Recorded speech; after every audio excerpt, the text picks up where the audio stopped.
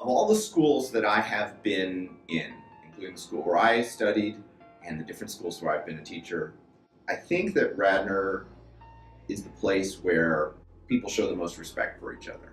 I think that there's less clickiness. I think there's more school spirit and town spirit.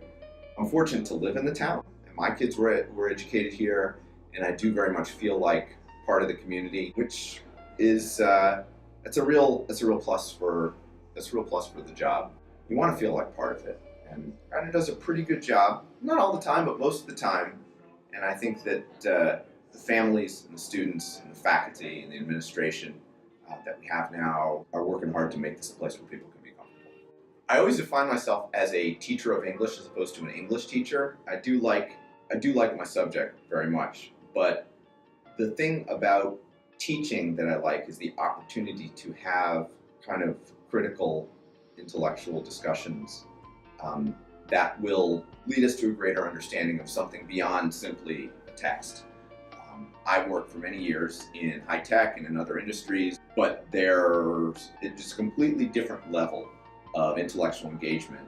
It's possible to achieve in the classroom, trying to challenge students, having them challenge me, having a conversation in certain ways that is enlightening, and maybe you have to be patient and get to the thing that's really enlightening over time. The intellectual challenge is constant and very refreshing, and at the end of the day, and at the end of the week, I feel really exhausted, but I know that what I've done is important to me. Like, he's a very engaging guy, so that will most likely come through on the phone. So you won't feel like you're listening to fresh air in the car, and why does your mom insist on listening to NPR? You know, I was a student at this high school, not this high school.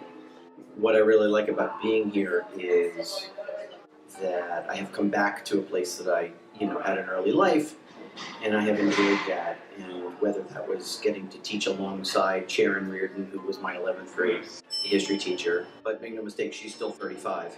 Or just being in this place that I really have come to love.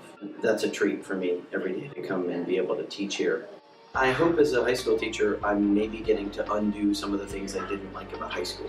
If there were things that I didn't appreciate about high school, that's something I can handle as a teacher, making kids feel welcome and things like that. But I had a professor say to me in ed school, spending your day with kids is a great way to make a career. He's been right. I get to teach with my best friend every day. That's a pretty good thing.